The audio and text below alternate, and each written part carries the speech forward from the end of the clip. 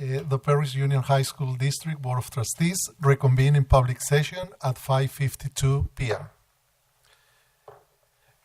And if you could please stand for the Pledge of Allegiance.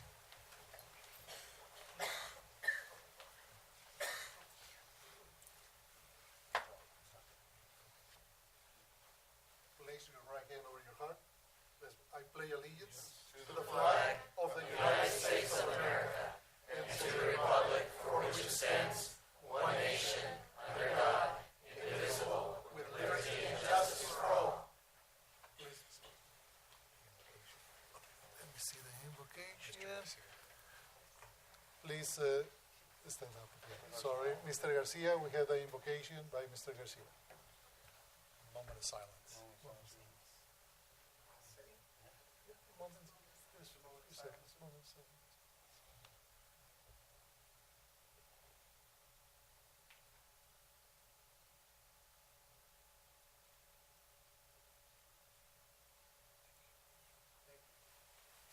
Thank you, Mr. Garcia.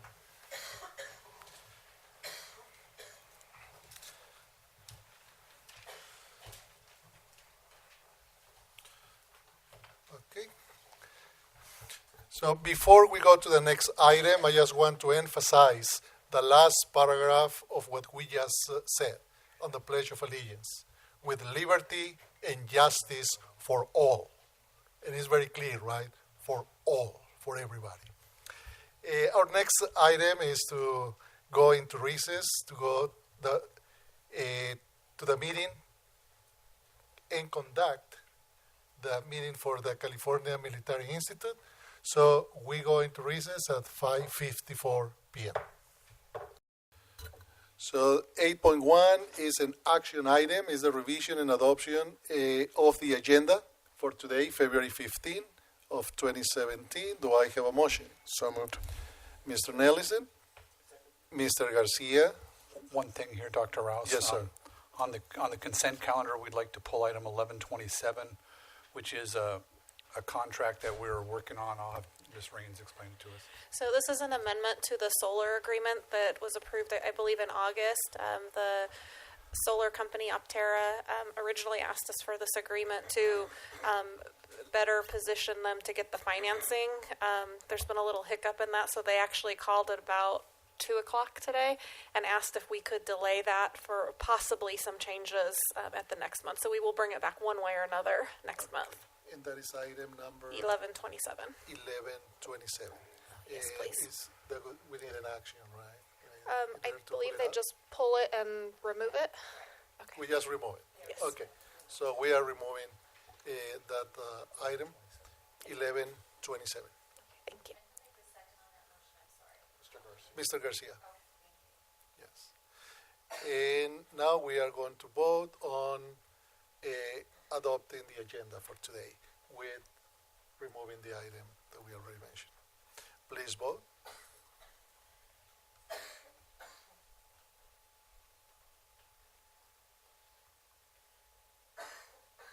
Okay. Action item 8.1, the agenda has been adopted by this Board of Trustees by unanimous decision, 5-0. The next item, report out of closed session. Mr. President, Mr. Superintendent. Yes, we have a report out of closed session. In closed session, the board took action to issue a notice of non-reelection to probationary certificated employees identified by employee number 247569, teacher, 217279, teacher, 197906, teacher, 272126, program specialist, special education, pursuant to Education Code, Section 44929.21, effective at the end of the 2016-17 school year, and directed the superintendent or designee to send out appropriate legal notices. The roll call vote was follows. It was unanimous, 5-0. That's my report, yes. Thank you, Mr. Bennett. Thank you, Mr. Bennett. The next item is oral reports by student representatives. Trustee Nellison. From Heritage High School, student representatives Daniela Lopez and Ashley Garcia. Pass over.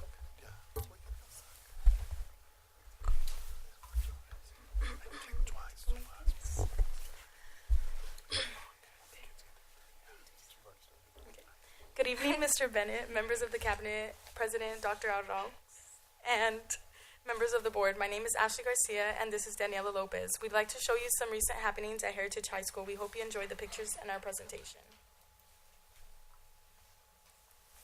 Miss Hewley is our teacher of the month. She is an avid and English teacher. She is also very positive and helps make it fun for students. She is very creative on teaching with ways that really connect to students. Nancy Aloa is our classified employee of the month. She is our attendance tech. She is very approachable to our students and parents. She is also a positive staff member, and we really appreciate all her hard work.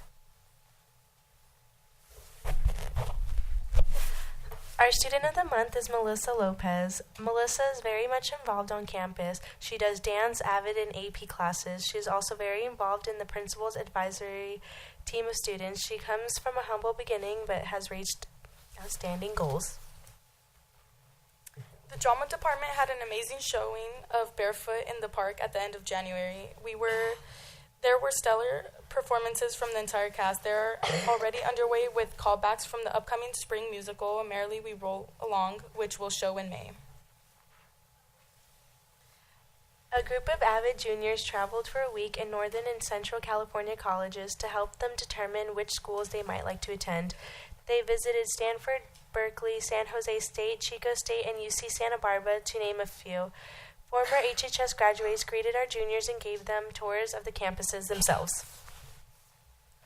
Mr. Heritage is our annual all-male beauty pageant. The top 10 contestants compete in casual wear, formal wear, talent, and question and answer categories to try and earn the title of Mr. Heritage, Mr. Patriot, and Mr. Legacy.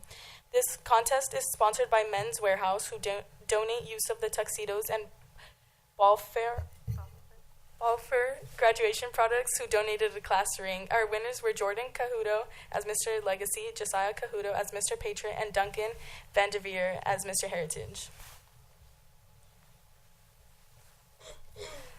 On February 2nd was National College Athletics Signing Day. We had 11 students sign to play sports at college level.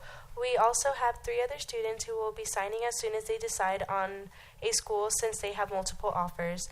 We are very proud of our athletes, what they do on and off of the field. We had students from football, girls soccer, boys soccer, girls volleyball, and baseball. For our winter sports, we have qualified for both boys and girls basketball. Boys play Desert Hot Springs today, and the girls will play in Semi Valley tomorrow versus Royal High School. Last week was National Counselors Week. We want to tell our hardworking counselors that we appreciate them and their support for us students. They are hardworking and support us with meeting our graduation goals, A through G requirements, and our FAFSA applications. This week, several groups on campus got together and planned a Spread the Love Week. These clubs have been spreading positivity around campus this week. Our BSU club has been working on some events to celebrate Black History Month. They set up a dream wall display. Students wrote their dreams on a hand cut out, and it is surrounded by quotes from famous African Americans.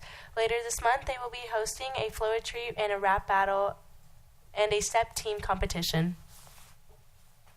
Our annual Winter Mort Pep Rally and Dance was another successful event. On Valentine's Day, we celebrated some of our top GPA earners for the first semester as a top 25 luncheon. The top 25 GPA earners from each grade are invited to attend. We had a total of 125 students. Freshmen who qualified from a GPA of 4.0 and above, sophomores who qualified with a 4.1 GPA, seniors qualified with a 4.2 and higher, and then juniors with a 4.1 and higher.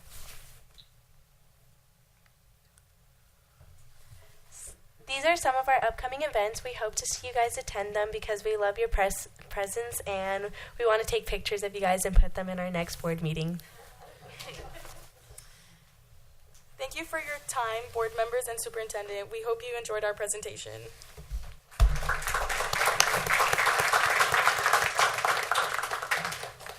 Thank you, Daniela and Ashley. Great job. Ms. Twyman? We have Victoria Tangway and Arabella Greenberg.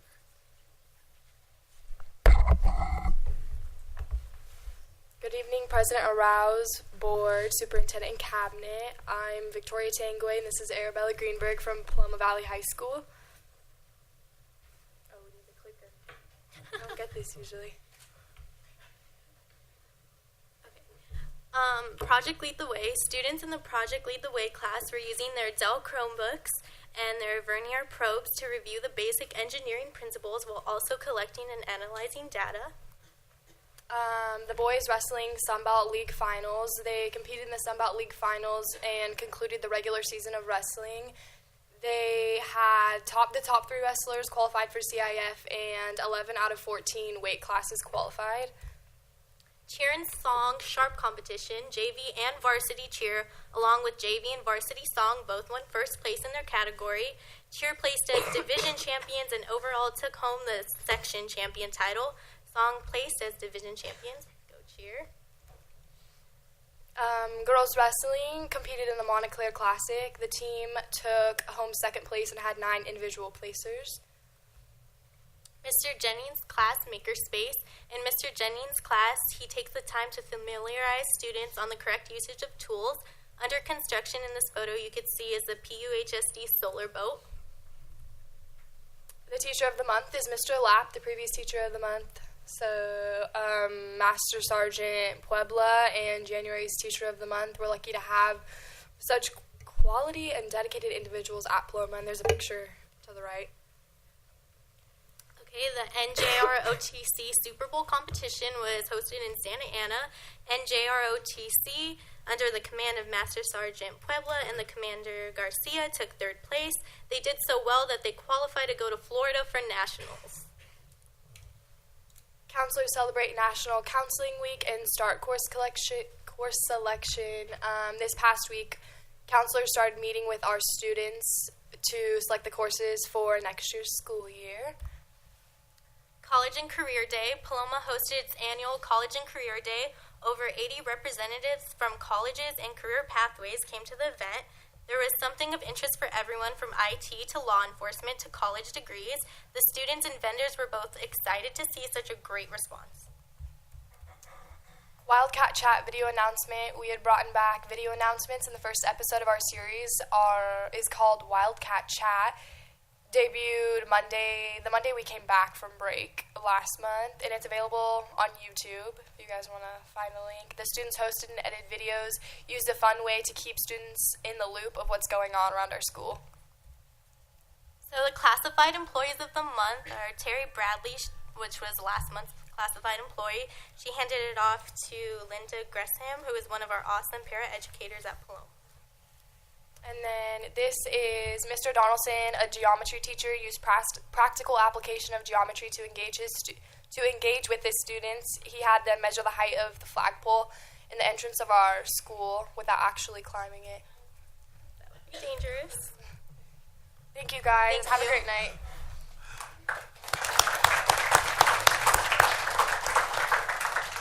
Okay, thank you, Victoria. Thank you, Arabella. Great job. And now from Paris High School, Alexandra Vela. Why, hello there. I'm pretty sure you all missed me last month. Please don't tell me otherwise. It'll hurt my feelings. Fun fact before I start, shout out to President Arouse. I saw him in the drive-thru at Starbucks, and I made his green tea frappuccino, and it made me really special.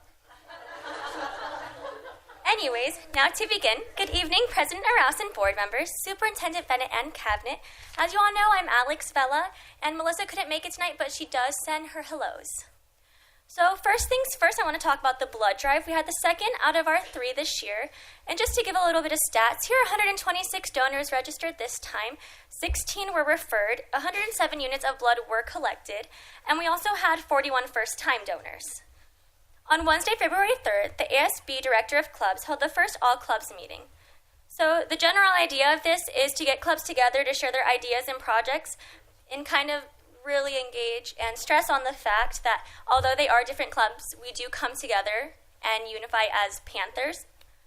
I am excited to say that the first Go-Wide Club project will be recycling as both a fundraiser and to bring awareness to good environmental stewardship. So in other words, to get those ugly birds off of our campus. Next thing is Freshman Friday, the same day, the 3rd. All freshmen came together at the end of the day for some educational fun. One of our juniors in Avid, Angel, presented what A through G was and why it was important, followed by Link Crew with their giant game of matching. So they had to match the subject matter with its corresponding A through G letter. Next thing I hand is Senior Night. All winter sports have come to an end, and so the way we celebrate that is with the tradition of Senior Night. Senior Night is marked by the last game of the home season, where senior players are honored before the game. To all winter sports athletes, thank you for your dedication to your sport and to Paris High.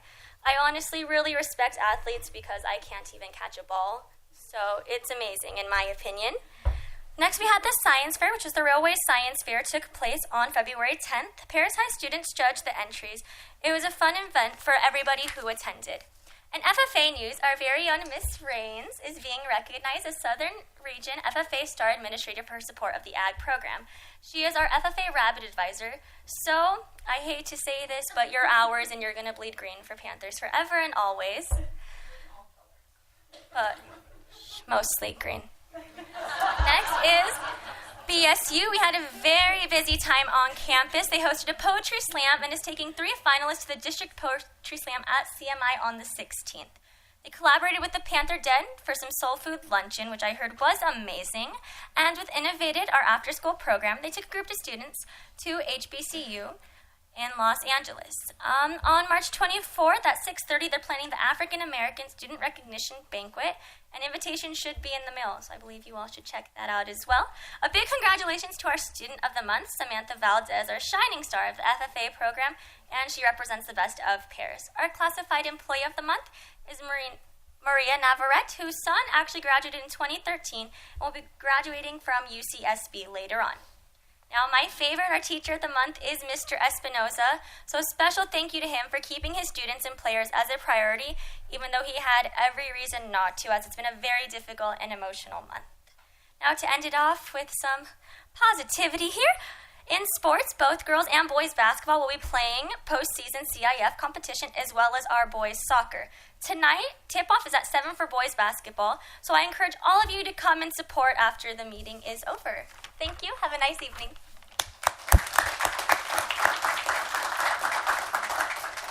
Thank you, Alex. Excellent job. And please tell Melissa we say hello. Yeah. And we miss her as much as we miss you last board meeting. Now, from Penicati Middle School, we have Sierra Mingo Gaines and Angeles Robles. Or just, which one?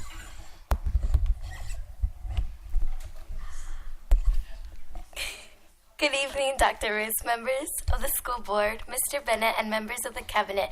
I am Angeles Robles, ASB Vice President. Sadly, Sierra, our president, couldn't be here.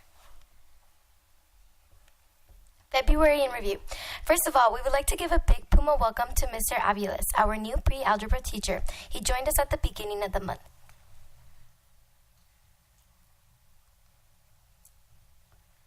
February in review again. Earlier this month, all 8th graders had the opportunity to complete their 8th grade promotion contract. Our annual ASB Sweetheart Dance last Thursday was a lot of fun. We had over 100 students attend. Hero Points. The Puma store is open. Students can now order their items online. On Monday, students received a lesson on how to establish their online account, view their points, and place an order.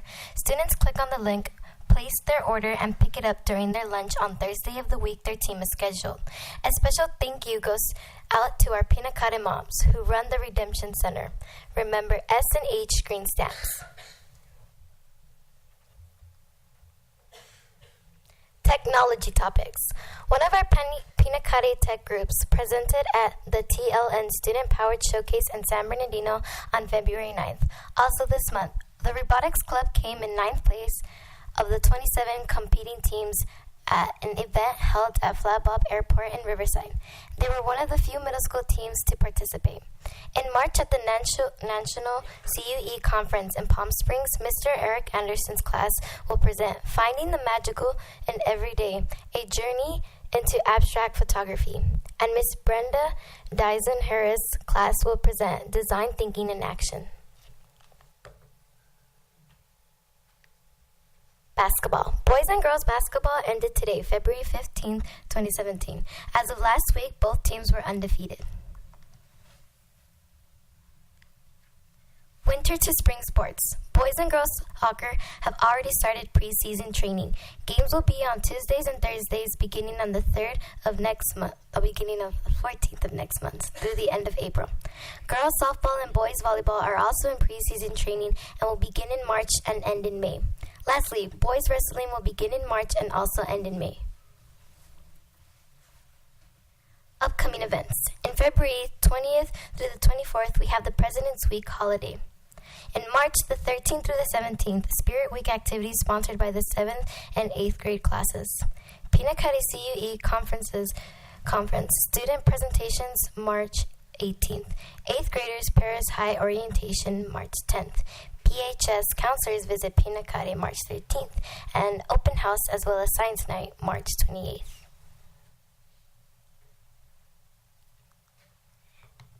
Thank you for listening, and as always, stay potastic.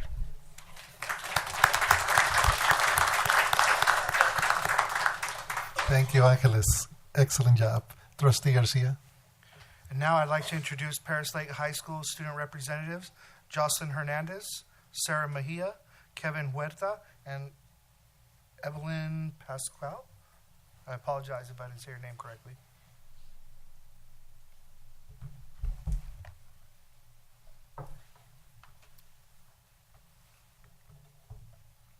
Okay. Good evening, Governing Board and Cabinet members. My name is Evan Pascual, a member of Paris Lake High School ASB. Standing right by my side are my fellow ASB members, Jocelyn Hernandez, Sarah Mejia, and Kevin Monson. I want to thank the Governing Board, Cabinet, and Superintendent Bennett for inviting us here to share the events at the lake. On February 3rd, we had a blood drive with the live stream that was very successful. We had over 27 participants that donated blood for this good cause. Donors received a t-shirt and snacks for helping out at the blood drive. We will be rewarded with a pizza party. Just last week on February 9th, we had the Falcon Soar Awards. It was an amazing turnout of students, parents, and staff. We had a great time seeing students be awarded for their hard work for attendance, grades, and GPA. Today we had our Falcon Career Fair Day. All students enjoyed seeing the new exploring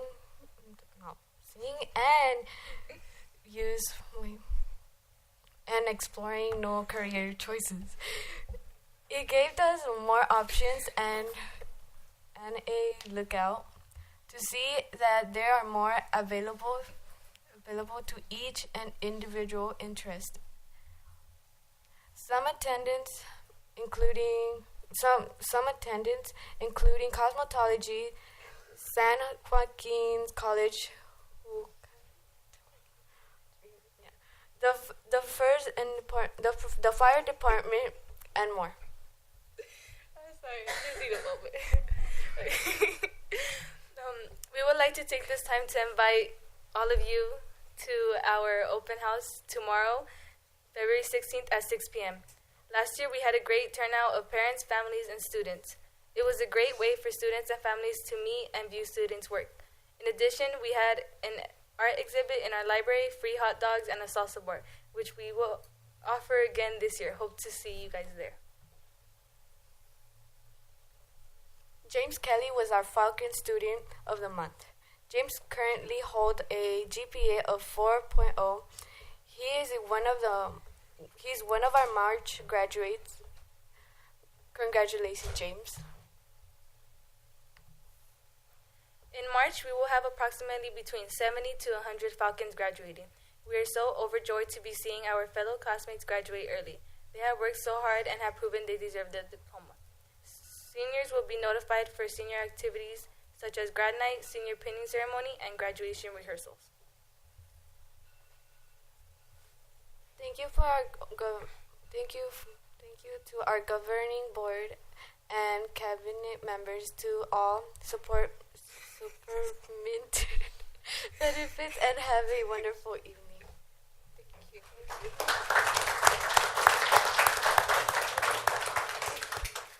Okay, thank you, Jocelyn, Evelyn, Sarah, and Kevin. Good job, guys. Now from the Academy, Mary Jane Garibay.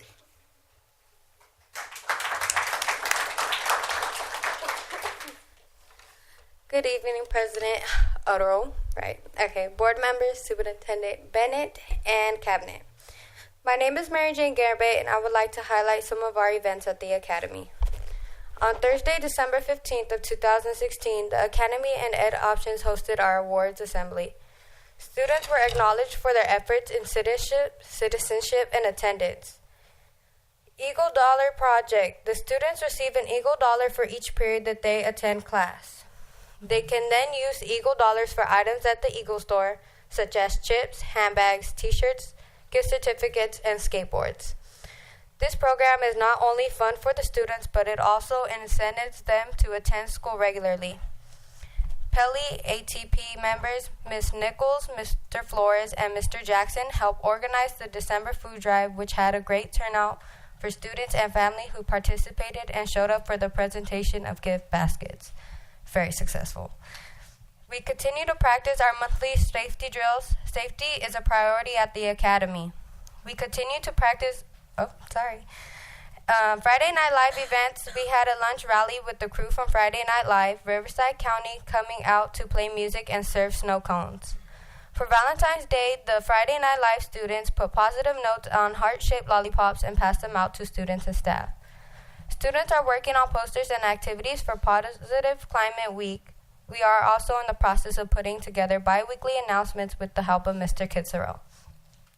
The Academy students have also been selected to present at the CUE conference in Palm Springs, utilizing the market space, which was developed and operated by Peter Harper and Josh Kitzero.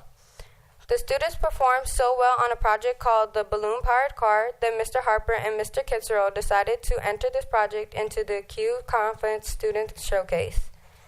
It was selected, and the students will have to showcase their project on March 18th. Think Together programs and activities. National Drug and Alcohol Facts Week will be through January 23rd through 29th of 2017. Is a national health observance for teens to promote local events that use NIDA science to shatter the myths about drugs. Students were able to learn about drug awareness and prevention with various activities, guest speakers, and workshops. The program was facilitated by Mr. Robert Bryant with special guests from Sunrise Recovery Ranch Center and MFI Recovery Center. The closing ceremony consisted of students writing down names of family members and friends affected by the struggle of drug addiction with the balloon releasing tribute. Thank you, and are there any questions? Good questions, Mary Jane. Okay, thank you.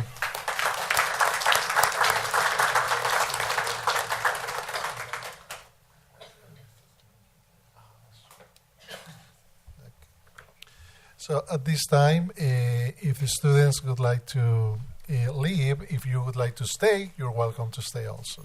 Thank you. Okay, we are going to continue with our meeting, and the next item is the district update by our superintendent, Mr. Grant Bennett.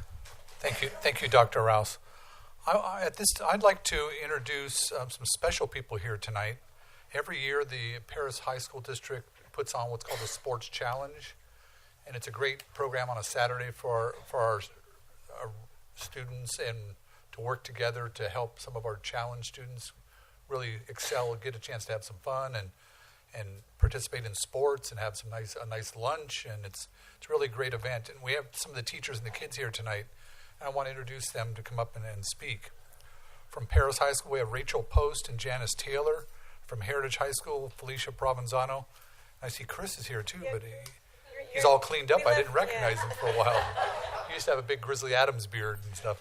But I want to introduce them with their students to come up. Thank you so much for having us here. The Sports Challenge is really a special event. It's the 6th year that we've held it at Paris High School at our football stadium. It's going to be March 11th from 8 to 12. We invite you, families, the community. It's a free event. It's a Special Olympics type of event where our special needs, our special education students really shine.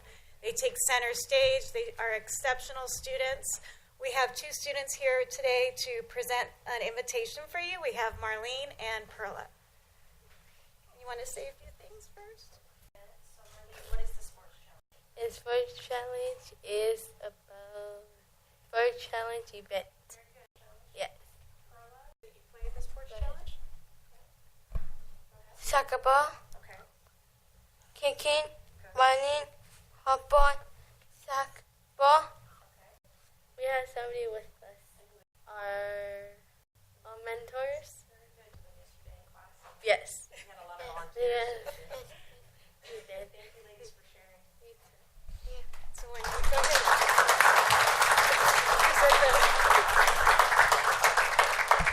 Ladies are going to actually pass out invitations. I have Marlene passing them to the board, and Perla is going to pass out to our we also have a lot of community members that also participate in this. We have the Riverside County Sheriff's Department, which is a big support, and also we'll have the mascot from the Storm Stadium. Thunder will be there too. So we really would love to see you there. Our students always look forward to this every year. And thank you so much. We have a little slideshow too to show you what we did last year. Thank you.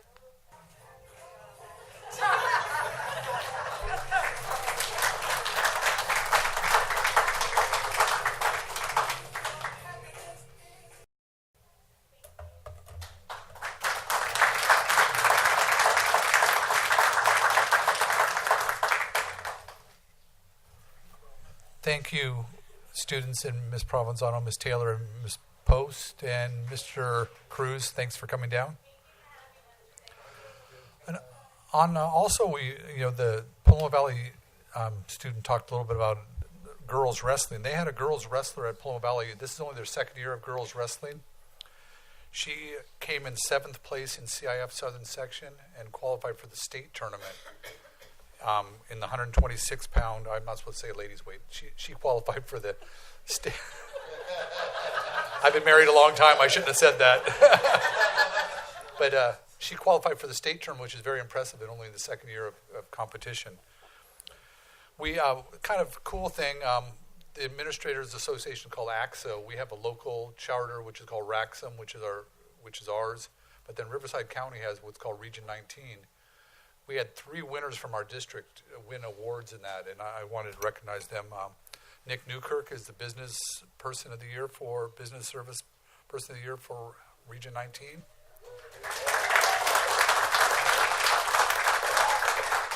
Shane Pinnell is the Technology Person of the Year.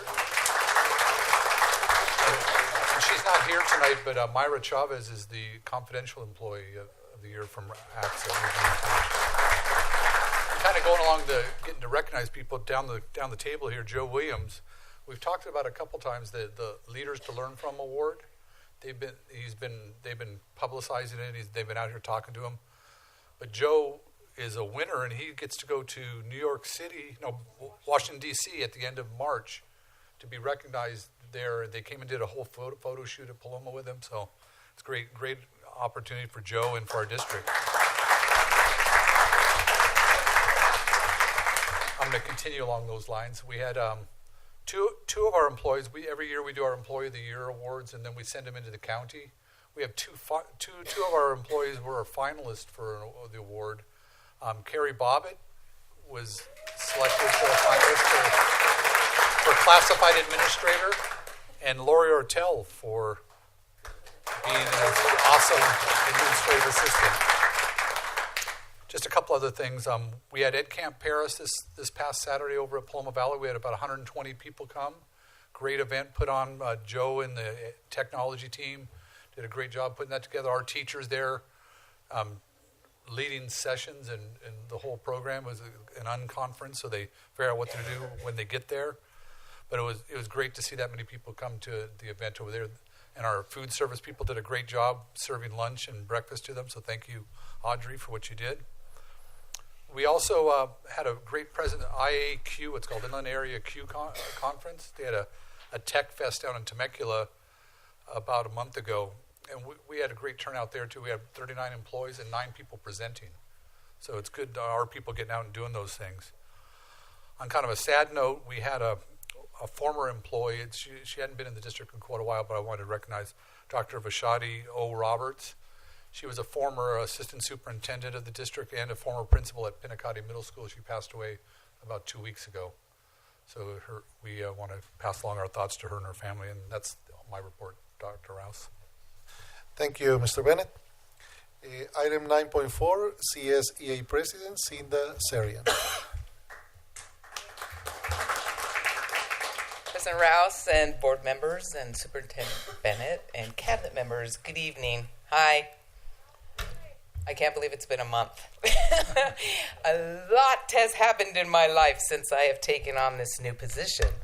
But what I want to say is, my thing is I'm really reaching out, and I care for the members, and we want them to be happy, and I've talked to Tanya, what are the steps, the best way to do it, and it's become on a working level with the admins. Meet with them, talk to them, see if we can work it out at that level, and go that route. Try to make it kumbaya here. So I have to say, I have met with a couple so far that have been very receptive, very open. I really feel like we can nurture these relationships and we can just get everybody on the same level here, being happy. On that note, there's one incident, though, that I feel like it needs to be addressed a little quicker than me going to different sites and talking, and that's with the campus supervisors. And what I'm finding with the campus supervisors is we have, at the comprehensive schools, we have 8 campus supervisors at each school. But the enrollments are so staggering. We have 3,030 at Paloma. We have 2,700 something at Heritage. We have 2,200 at Paris, but they all have 8 campus supervisors. So that's a big difference, 800 to 500 students, but yet the same amount. We need to do something about that. I think the safety issue is a concern, and my concern with that, and I'm going to go into, I don't know the legalities of it, but when they have, let's say we have a special ed student that has an IEP, and in this IEP it stipulates, don't touch this student. Don't raise your voice to this student because they're, it's something that can trigger them. This information isn't relayed to campus supervisors, and I really think that's something that we need to look into. How can we let them know? We have to give the teachers, what do they call it? The dangerous student list, to let them be aware of this. But we're not telling our campus supervisors. So our campus supervisors are going into situations where we had one happen where the student, it's in their IEP, don't touch the student. Campus supervisor didn't know, went in, grabbed the student. Volatile. This could have, he could really be injured. Thank God he was one of our big guys. So he was able to monitor, get the kid subdued. But, it's Josh, stand up. But I'm just saying, these situations could happen. What if it was one of our female, smaller ones, So I don't know the legalities of this confidential information, but I really think this is something we need to look at, and we need to inform and let our campus supervisors know these types of situations so things like this don't happen and people aren't getting hurt. And I don't know if they turn around and because we've touched this student now, is that opening a lawsuit for the parent to go, hey, we had it written, don't touch my kid. Why are you touching my kid? So I think it can go both ways, and I think this is something that needs to be addressed ASAP. It's not something that I could go meet here and here and here and have it dealt with. So I'm not trying to throw anybody under the bus or anything like that, but I'm just thinking it's something that needs to be brought up and something that we probably need to address. But other than that, I am so happy. I love PUHSD, and all the people that I've had contact with, the administrators and stuff, have all been very welcoming, open arms, and happy as can be. So, do you have any questions? No? Okay, thank you very much.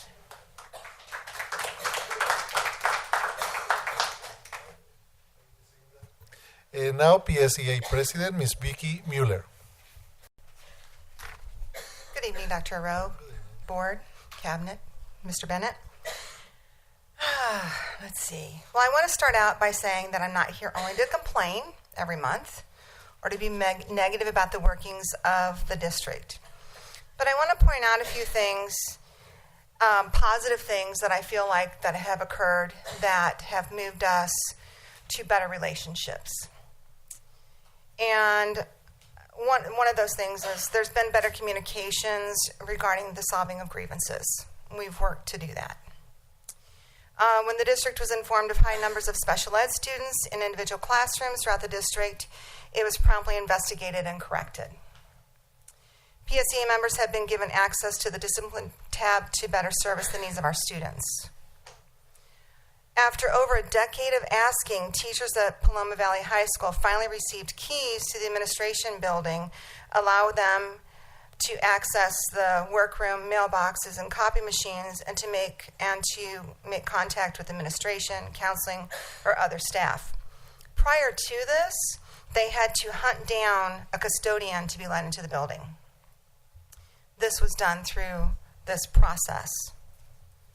At Paloma, also, the district administration has guided principals with managing students outside the classroom by ensuring security is better informed by using restroom passes that are color-coded. I'd actually like to see that happen district-wide. I think it's a really good process.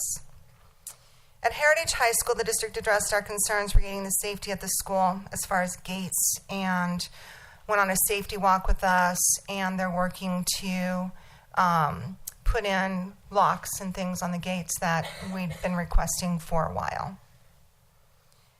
We're continuing to use the mini PRCs and PRCs in general to solve problems before they become big issues and open the lines of communications with teachers.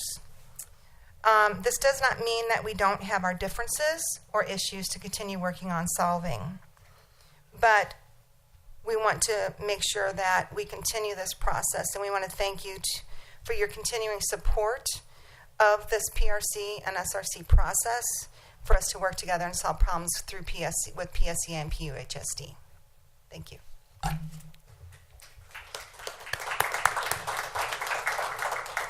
Thank you, Ms. Mueller. Item 10.1 is invitation to address this Board of Trustees on agendized and non-agendized items. Individual speakers shall be allowed 3 minutes to address the board on each agenda or non-agenda item. The board shall limit the total time for public input on each item to 20 minutes. With board consent, the president may increase or decrease the time allowed for public presentation depending on the topic and the number of persons wishing to be heard. The president may take a poll of speakers for or against a particular issue and may ask that the additional persons speak only if they have something new to add. So we have Mr. Paul Clay.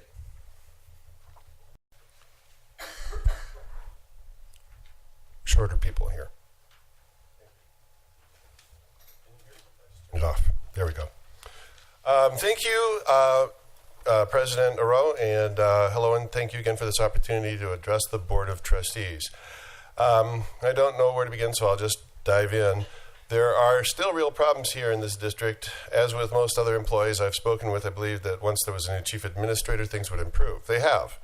But there are still many things wrong, and I feel compelled to address these 3 issues here today. I've written 3 complaints since last August without resolution. It even appears that there's been no investigation related to these complaints. Allow me to remind you that when complaints were written against me or against another union activist, district administrators exhibited a certain zeal in pursuing investigations, even when they thoroughly lacked any evidence. One complaint involved the district's continued failure to comply with state law, specifically Education Code 49079, which carries with it misdemeanor penalties, including fines and jail time. This has not been resolved yet. The second complaint involved the outrageous conduct of an administrator who began a witch hunt against an activist member of the PSEA without a complaint, without a witness, without any evidence, but merely based upon rumor alone. The complaint was not limited to that one act, but rather resulted in a 5-page complaint for a myriad of violations, to which there has been no response. Finally, in the third complaint, I cited an incident in which an administrator at Heritage exhibited reproachable conduct, to which, again, there has been no response.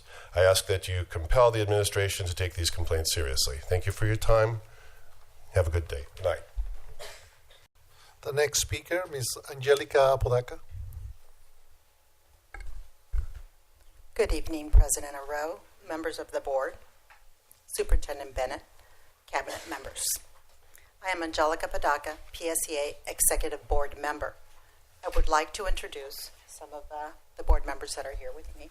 Kim Freeberg, Gary Stone, Holly Sanchez-Stevens, and Vicki Mueller, our president. I'm requesting that this become part of the permanent record. We are here to voice our concerns regarding the evaluations of new teachers.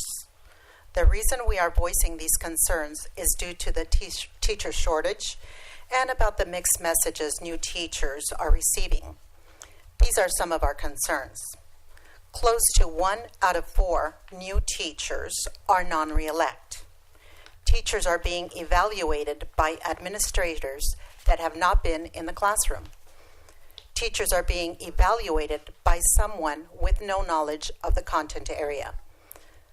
Contrary to the contract, new teachers are given 7 periods, which causes unfair burden for a teacher trying to learn the complex working of a school and community. New teachers are often populated with the students with discipline issues that could not be managed in a tenured teacher's classroom. It appears evaluation procedures are not being followed. An example, pre-observation meetings are missed, lesson plan for evaluations are not discussed prior to observation, observations are missed without notifying teachers, teachers are not given 2 years, allowing them an opportunity to make improvements. Lastly, teachers are given stellar evaluations until their last evaluation, with no time to provide support before non-reelect is made.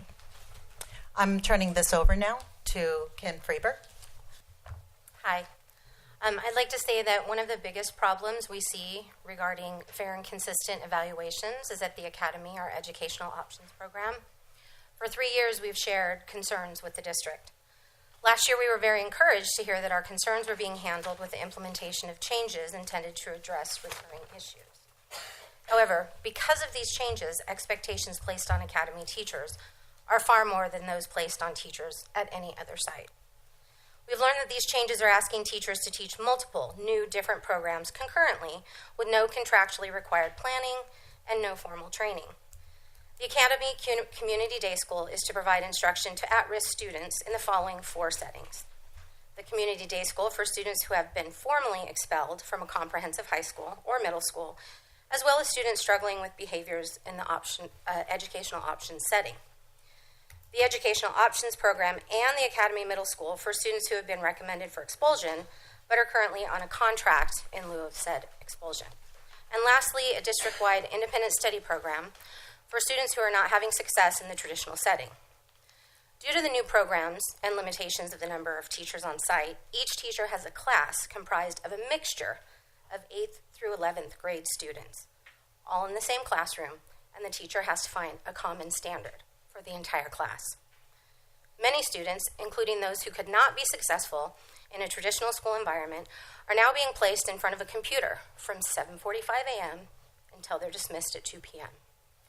For students working on the online system, teachers have been asked to create individual instruction plans, even though these are independent study computer classes. They're meant to be self-contained, with students working independently at their own pace on their own subject. With only 1 teacher per subject, currently there is at least 1 teacher creating lesson plans for 11 different subjects to accommodate the online programs. Realistically, if more students are enrolled, this teacher would be required to lesson plan for an additional 17 courses. In comparison, A traditional high school teacher has a max load of 3 courses. For the ISP program, teachers are given a checklist that must be followed for each student during a scheduled weekly meeting. Some of those teachers are required to meet with up to 5 students per hour, making it impossible to meet these requirements and does not allow for meaningful, personalized interaction between the teacher and the student. These expectations of their teaching responsibilities were not clearly stated when positions were being offered at the site, and current evaluation forms do not address the style of teaching that is expected. As an educational options site, we are not meeting the needs of the students in relation to what they deserve, and instead of accepting responsibility, we just let go of these teachers. We don't know everything, but we know enough to say that no one could be successful with all the changes taking place at the academy. As we consider these teachers who are not renewed at this site, Vicki Mueller will read from a blog that was written just over a year ago by the school's administrator about one of this year's non-reelects. It's subtitled Superstar Teacher at the Academy.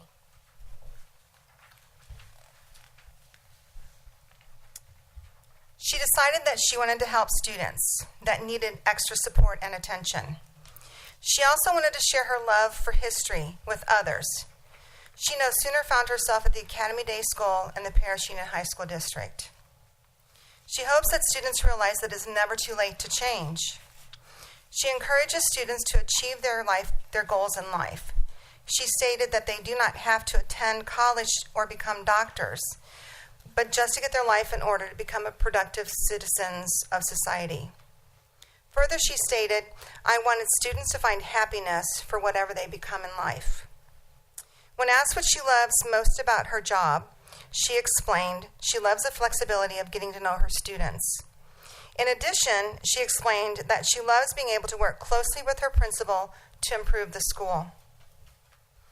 This teacher is the Title I lead, the English Learner EL lead, the Parent Engagement Leadership Initiative lead.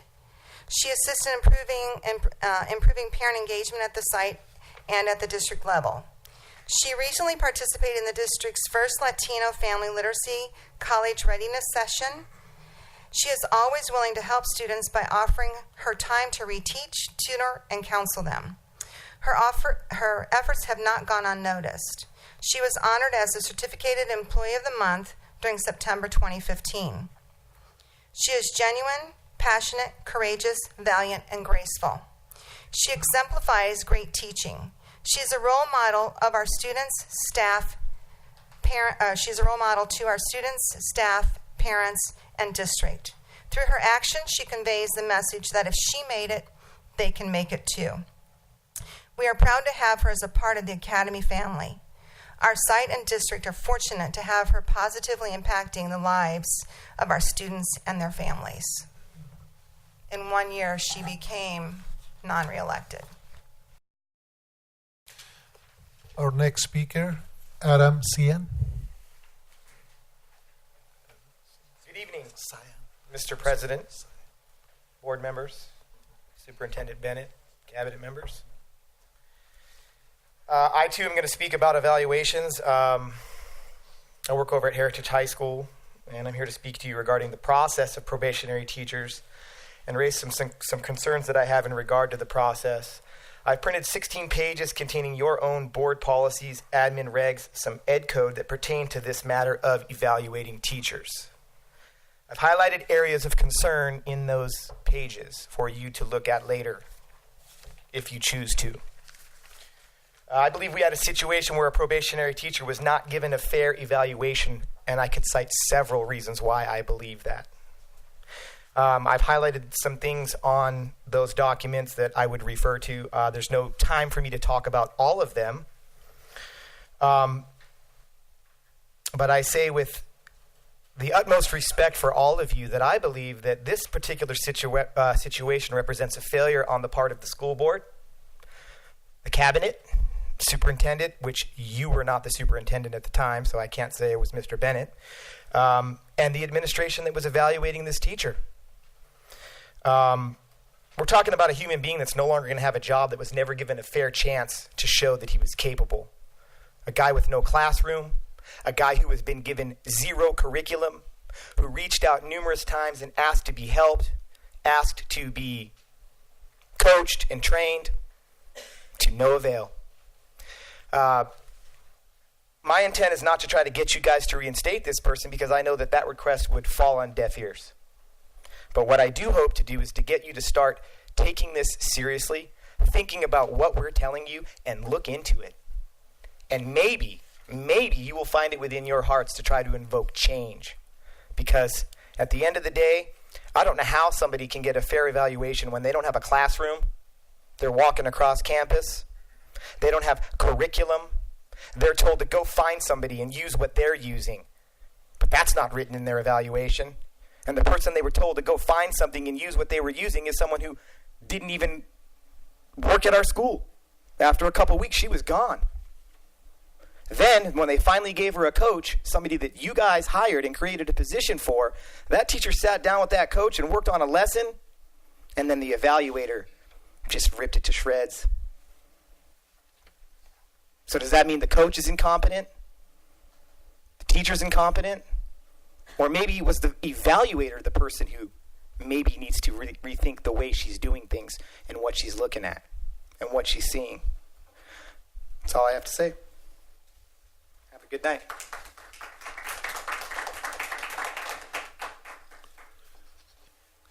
Our next item is a consent calendar. It's an action item.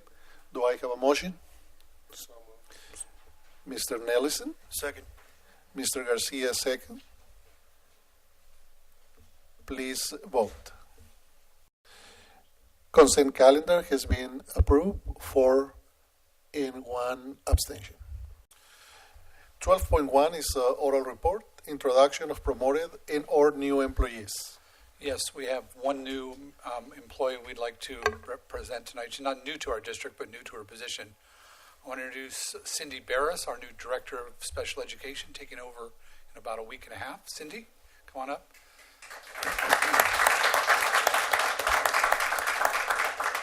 Cindy came to us this year as our coordinator of special education, stepping up to take the big shoes now. And we really appreciate you being willing to do that, and we're looking forward to what you can do. So. Thanks. President Arau, School Board, Superintendent Bennett, Cabinet, my esteemed colleagues, my wonderful husband. I would like to say thank you for the opportunity. I look forward to stepping into those giant shoes and continuing the support for our students and the support for our staff. I really appreciate you giving me this opportunity, and I won't let you down. Congratulations.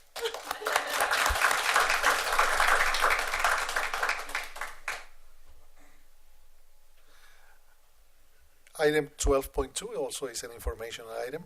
Report on 2016 Title III MAO results. One of the things that I heard very clearly at the beginning of the year was the board's request for data about our student achievement and things that were happening. So what you'll see from Educational Services on a continuing basis is information in that regard. So to start off tonight, I want to introduce Mr. Charles Tippy, who is our coordinator for accountability and assessment, who's going to give you some information on our English learners. Thank you. Good evening, President Arau's honorable members of the board, Superintendent Bennett, and District Cabinet. I have the pleasure of sharing the Title III accountability results with you. This is the federal program that measures progress for our English learners, and it's also tied into our LCAP goal number 1 for student achievement. So to understand this accountability system, we have to look at our reclassification rate as well. So this is actually LCAP goal 1D. And what we really wanted to achieve with this objective was to increase the number of students that meet all of the requirements to no longer be considered an English learner. So they're meeting the proficiency rates on the CELT and the state test assessment in ELA, teacher approval, and parental consent. So this has been really tricky because there's been a lot of changes in the state assessment. So we went from CSTs to a year of field testing the Smarter Balance assessments to year 1 of Smarter Balance, where the scores were really difficult to interpret. So there's been a lot of adjustments there. For those of you that were here last year, we also brought a new district requirement for reclassification to you, and that changed the time frame. So when you see this data here, it's going to look a little bit weird, but I'll go into some more detail on it. So what you see here are the last 5 years of our reclassification rate. From October 2014 to October 2015, we were at a 12%, and then the next year it dropped. And a big part of that is because with our new criteria, we ended up reclassifying a lot of the kids towards the end of October. So they actually got pushed into the 16-17 school year, and that's the graph in dark blue there. So what I went ahead and did was I averaged the two, and we ended up at about 13.5%. So that's really what our rate has been, and it's been pretty steady, growed a little bit, and it's pretty consistent with the county average. The county average is the purple line that ended up at about 10.3. Also something to understand, these are estimated results right now because they won't be official until August. So I brought that into the equation just so you could understand. A lot of times when you increase your reclassification rates, then CELT scores kind of go one way or the other. So it's really important to look at this. So long story short on this, they're pretty steady with a slight increase, which is good when we look at the CELT results. So LCAP goal number 1C, this was to increase the percentage of students that are meeting those federal targets. The AMAO, or annual measurable academic objectives, are broken up into actually 3 categories. So AMAO number 1, that's strictly looking at growth. So we're getting students from the beginning stage to the early intermediate, or early intermediate to intermediate, early advanced to advanced. So we're looking at growth. And then it also looks at students that already maintain the CELT proficiency level. And then we have AMAO 2A. That strictly looks at proficiency, so students have to meet the overall early advanced with no subscore below intermediate, and that's challenging for a lot of kids. There's 4 domains in the CELT: listening, speaking, reading, writing. They can't have any of those areas be below intermediate. And then it's also broken up into Cohort A. Those are our newcomer students, or students that have been in a U.S. school for less than 5 years. They have a lower target because obviously they're still learning English. Many of the students are brand new. They might enroll in August and they have to take the test in late October. So they have a little bit lower of a target. And then Cohort B, those are our long-term English learners. They've been enrolled in a U.S. school for more than 5 years. So we'll go ahead and take a look at the results. Best part of the presentation.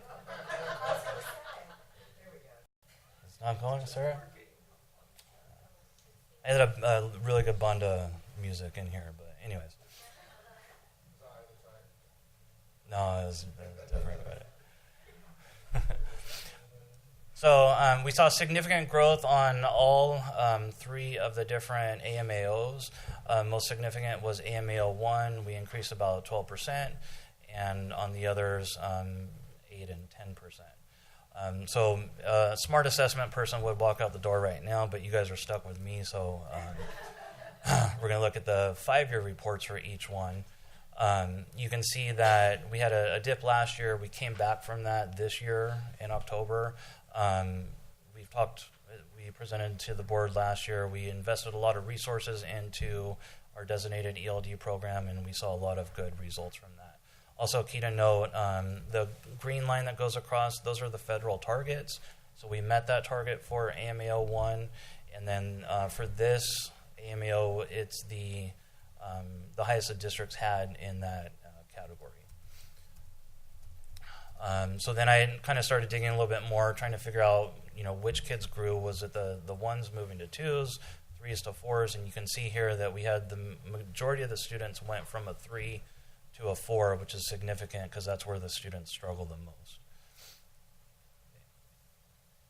And for AMA 2A, really important to look at the significance of the cohort number. District-wide, we only had 135 students in this group, so the numbers shift pretty significantly. And then also we looked at the impact of enrollment ratios. So what I mean by that is these are students that have been enrolled in this U.S. schools for less than 5 years. So we would assume that students that have been here for 4 years are going to do a lot better than students that have only been here for 2 months. That's what this graph shows right here. This has nothing to do with scores. It's just strictly enrollment. So if we look at 2013, that was definitely our least challenging year because the majority of the students in that cohort have been here for 3 to 4 to almost 5 years. Most challenging year was 2015, and we had a big increase of newcomers, and so that would have been our most challenging year. And then this is the data as a result of that. So we saw a significant increase from last year, and we did pretty well considering what our enrollment was looking like. And then AMAO 2B, these are our long-term English learners, our LTELs, and we saw a big increase from last year and almost higher than we've been in the past, and we did meet the target in that one. So we spent a lot of time looking at the data. Most importantly, though, what are the next steps? So we are looking to enhance our newcomer program. So for our students that are brand new enrollments, we're looking at curriculum developments for that. Overall program enrollments, how do we help them in all of the content areas, math, science, social studies, etc. We continue to support our designated ELD teachers. We've had our EL TOSA is spending 3-4 days a week in classrooms helping teachers develop lesson plans and support instruction. And then we've had our coaches, English 3D coaches out, so doing a lot of work there. Also, as the district is enhancing our PLC program, our teachers, EL leads at the site have been helping teachers analyze data, look at standards, and focus on instruction. And our next step, too, is to focus on integrated ELD, which is essentially the math teacher is teaching content standards, but also using the ELD standards to support students in there. So everybody's a ELD teacher, essentially. And that's pretty much it. Were there any questions? Or? Sure. I just have one question. I'm just wondering, we met MAO 1, right, district-wide? Yes. Did all the schools meet the MAO 1? I think every school except for the lake. I'd have to double check. But and MAO 2B the same thing? Yes. And then all the other schools they met also? Yes. 1 and 2B. Correct. Oh, okay. And then AMAOs are only a district-wide report, so when the state calculates it, it's only district, but they have schools for informational items. So it's a district level. Yeah, but we have the schools too, right? Yes. Okay. Yeah, we have the school data. Yeah. Thank you. Yeah, thank you. It's important to understand that a lot of this has happened because of Charles's leadership with English learners and the support that he has also with his instructional coach. So you need to know that as well. Thank you.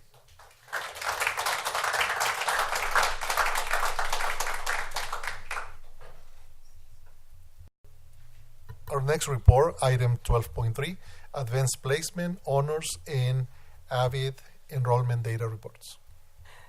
And for that report, I'd like to introduce Mr. Kerry Bobbitt.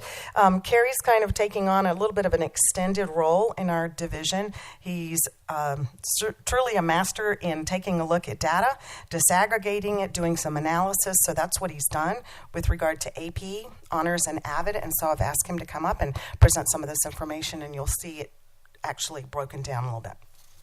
Good evening, President Arouse, distinguished members of the board, Superintendent Grant Bennett, and Cabinet. My name is Kerry Bobbitt, of course, and I'm here to give you a look at where we're at with our AP, Honors, and AVID data with respect to both enrollment and success rates. One of the things in Ed Services that we are constantly reminding ourselves of is the difference between equality and equity. In the examples here, you can see that equality is giving everyone the same support and assuming that they will all get the same results in the end, whereas equity is giving different individuals different supports depending upon what they need in order to remove the barrier. With that being said, let's talk a little bit about how we will understand what we're going to look at today. All the percentages you're going to see are in relation to the enrollment within either the school or the program and the ethnicity group in which it is a part of. Secondly, success is measured from grades A through C, and unsuccessful students are D and F. And third, we measure on the federal ethnic designations because our sites like DataQuest, Civil Rights, and our new upcoming accountability system that the state has in testing right now will all report on the same measure. So what you have here, the way I've broken this down for you, is our major ethnic groups are Hispanic, white, and African American. So the reason I split them in two different graphs is because the majority of our enrollments are Hispanic students. And then putting the green and red bars next to that kind of makes it more difficult to read. So I want you to be able to look at them in a more manageable sense. So just taking a quick look at the graphs here, your bars on the left will represent the enrollment percentage of that ethnic group within the school, and in this case, this is a district slide. So 6% of your students district-wide are African American, 15.5% are white, and down in the blue bars, 71.3% are your Hispanic students. So for us, what we want to do is we want to look at how are our students represented within AP, AVID, and honors. And you'll notice we actually put a fourth category off to the side, which combines both AP and honors together. So just taking a glance at this slide, I can tell you, looking at the green bar, that our white students are highly represented in both AP and honors, but their AVID representation is significantly lower. And that, again, is referencing back to the bar on the left, our district rate.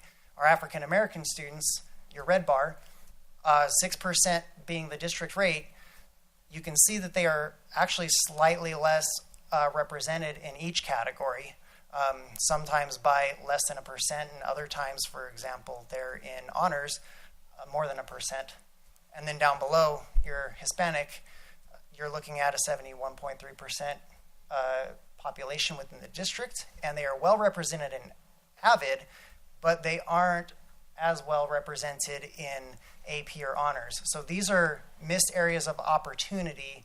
These students, how can we get them to be more equalized with their enrollment within the district? So in this case, what we're also going to look at is our success. Your red bar is your AP, your blue bar is your honors, and then your grayish bar is a combination of the AP and honors. So overall is on the right-hand side this time, and then your ethnicities are to the left. And at a quick glance at this slide, you can see that our white students are above average in all three areas.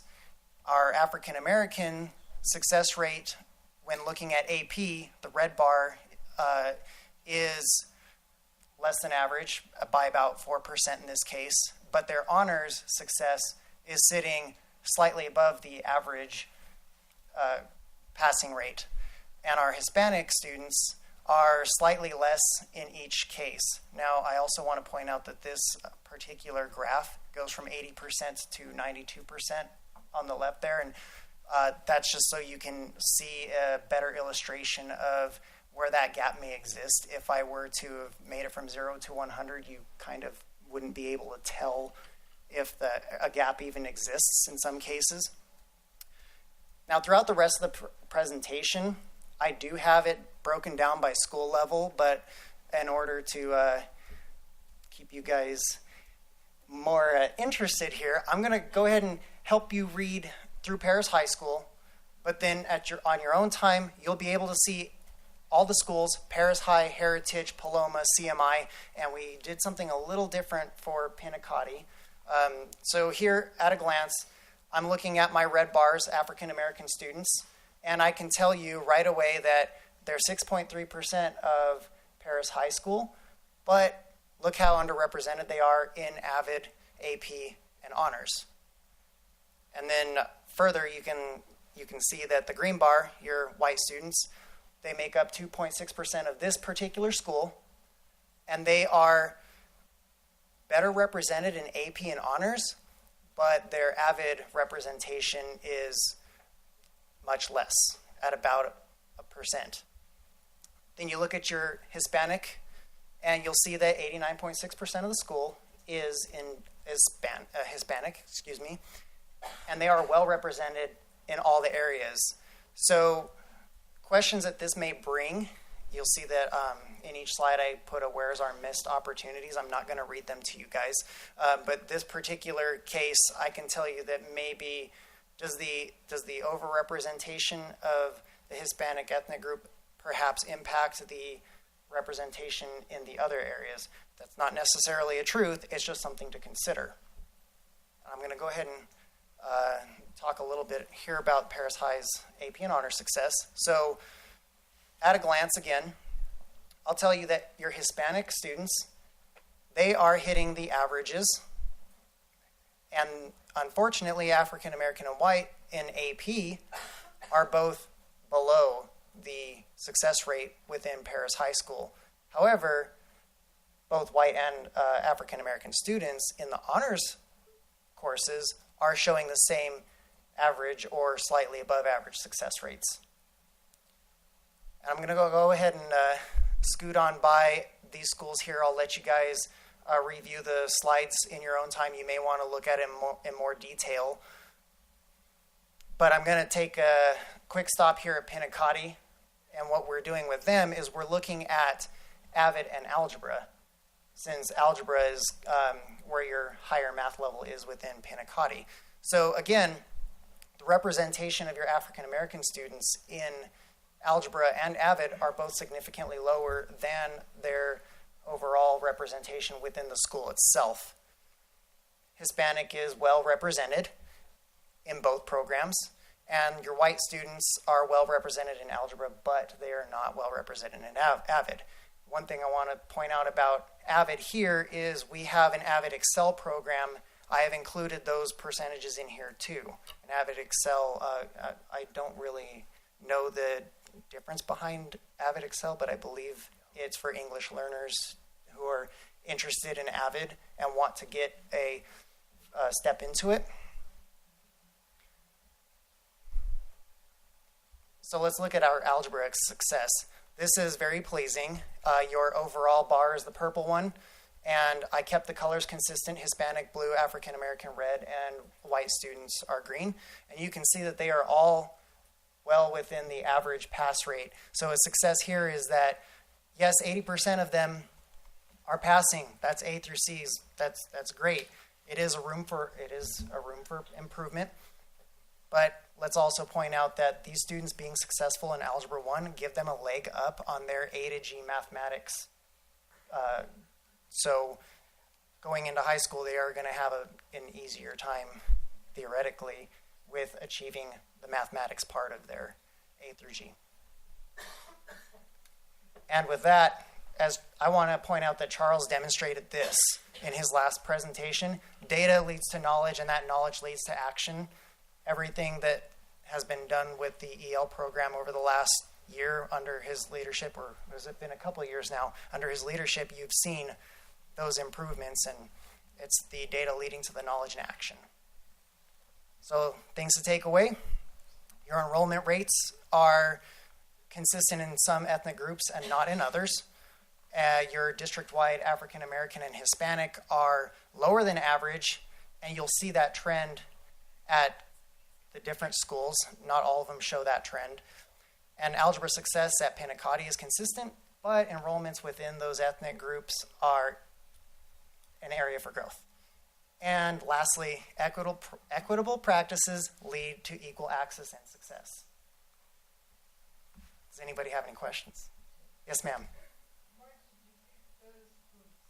Why do we pick those groups? Those are our three major ethnic groups within the district.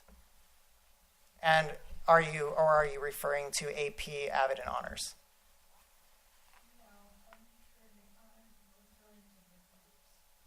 The ethnic groups? They are our three major ethnic groups.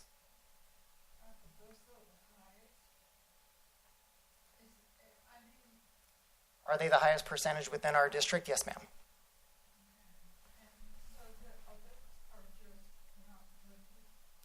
They are looked at, but for the purpose of showing you guys this information today, we were talking about our major ethnic groups.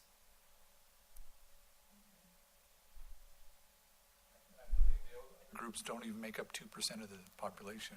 No, they don't. It doesn't mean that we ignore them, But when we're showing information, we want to show you where the majority of our students are.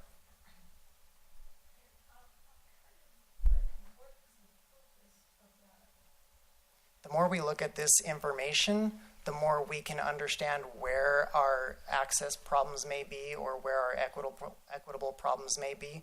So we can look at how to support those students, maybe bring them up to where their population represents within each school and even the district.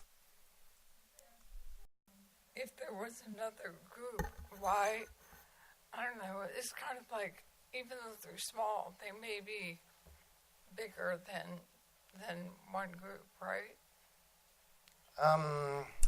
I'm not sure I understand the question. I'm thinking of a different population and whether or not they might be higher than a population that's given up there. They are not. These are our 3 highest population groups.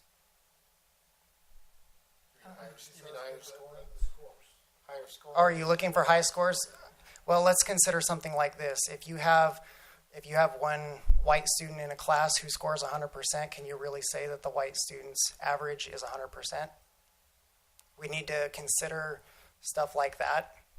So small numbers can really make an impact in a negative way, and we don't want to say 100% of our students in this group are at 100% when there's only 5 of them. If I can add a little bit of information that might help, this was a starting point for us to provide you some information with the 3 major ethnic groups that we're talking about, but we absolutely are going to look at any others that may affect that. But for now, that was a starting point for us to get you information so that you see whenever we present information about maybe professional development for our teachers on how to provide instructional strategies for our students, materials, and what have you. You understand why we're doing that, because it's a matter of providing equity for our students. So this is just preliminary data that we're providing for you. Okay? Thank you. You're welcome. Thank you. Thank you. Oh, yes, sir. Would it be possible to also have an understanding of how our students are performing on the other subgroups? Because this is just racial subgroups, right? Hispanic, African American, and white. But what about our low socioeconomic students? Sure. And we can compare. I think we already know the answer, but based on some research. But I would like to see how it is, how they are performing here. Low socioeconomic and special ed students. How are they doing in algebra? We got those results in algebra. Maybe that is an area. I'm not saying that we're not doing well, right? But the main objective is celebrate the accomplishment, the strengths, and identify any weaknesses that we might have. Maybe we don't have any weaknesses in special ed. They are doing as well as in Algebra 1 as the other groups. Socioeconomic, and we can see what is the direction that we need to go and how we can support those. That is our next direction that we're going to go. But we presented this information based on a request from Mr. Bennett. We presented it to our District African American Parent Advisory Committee so that they could have access to that information. And so Mr. Bennett suggested that would be a great thing to include for this month, and we agreed. So we, put that together. So again, it's just a step of starting to bring data for you. This time it was just by ethnicity. Right, we can see the whole picture how we are doing, and the most I think that is a really important element besides the AP high school graduation rates, right? Because that's the main thing that we do at the high schools, right? That we are a high school district. What % of our students are getting their high school diploma, and how are they doing by subgroups, demographics, and low socioeconomic? And I believe, I'm not sure if you can answer this, do we have a significant % of foster youth? That's a great question. I'm not, Mr. Herman? We can get that information for you. Of foster youth We can make sure that we get that information for you and include them in the subgroup. Yeah, Would that be okay? I think that subgroup really need our support, right? All of them, they need our support, but it is important to see how we can channel resources exactly all of them, and it's part we are getting extra money. Yeah.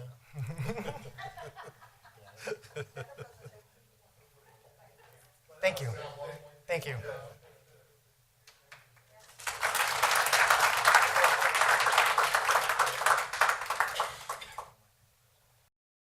Do we need it now before we vote? Yes. What this is it's a side letter with the teachers union, because we have a teacher at Paloma Valley that's teaching on a 7-period assignment, but one of his assigned periods is dual enrollment, physics, and he has to do the labs 2 days a week after school, and we had no method in the contract to pay him for that extra time. So this was a side letter with the union to be able to pay the man for what he's doing for us and our kids. Is that in percent? We're paying him hourly, Tanya? No? Oh, it's 7. Oh, yeah, I remember. It basically, if I could describe it a little bit differently, it's basically giving us authorization to pay him an 8th period assignment. So it's paid at a 7th period rate. It's a portion of their day, broken the number of days times the extra period, and it results in an 8-period day on 2 days a week. It's a science lab. It's not a full 7th period assignment pay. It's just 2/5 of a 7-period assignment day, essentially. Yes, on those 2 days. He's already on a 7th period assignment, and then this is in addition to that. 4 votes yes and 1 abstention. Information item 15.1, curriculum, revised middle school courses, language art 7 and language art 8. They are not A through E. That's for middle school, yes. 15.2, curriculum, revised course, middle school journalism. Also is not an A through E since it's a middle school. 15.3, the literacy world of Harry Potter meets A through E requirement. Also an information item. 15.4, information, curriculum, advanced algebra with financial applications meets A through E requirements. 15.5, curriculum, math textbook adoption.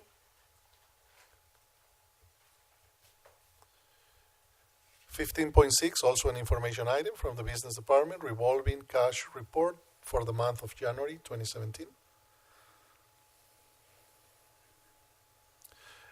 Action item, adjourn for closed session if necessary. We will need to go back. So moved. Mr. Nelson, do I have a second? Mr. Garcia?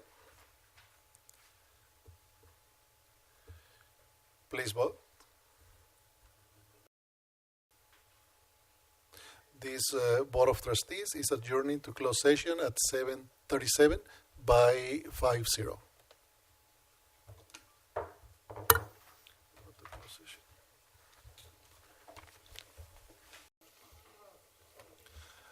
Okay, this Board of Trustees reconvene in public session at 8:45 p.m. Our next item is 18.1, is an action item, and is the discipline board review of discipline matters. Do we have a motion? So moved. Mr. Nelson? Mr. Garcia, second. Please vote.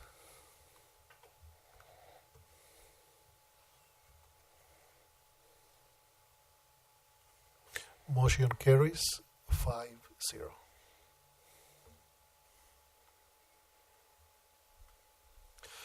$18.2 is an action item, is the discipline report, reinstatement of student discipline matters. Do I have a motion? So moved. Mr. Nelson? Mr. Stafford? Second. Please vote.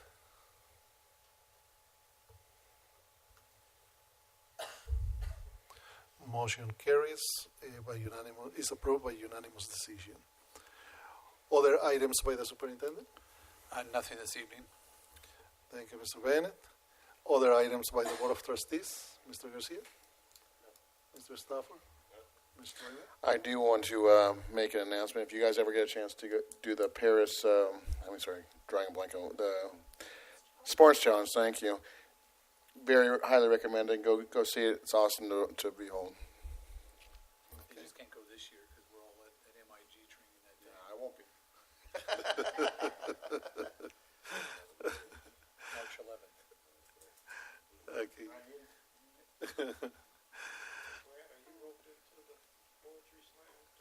Yes. So is Dr. Salcedo. Okay, our last action item is adjourn this regular board meeting. Do I have a motion? So moved. Mr. Garcia I'll second. and Mr. Nelson. Second. Please vote. You can vote no, but we're still going to have 4-1. Still we have one. Motion carried 5-0, and this Board of Trustees meeting adjourns at 8:48 p.m. Thank you.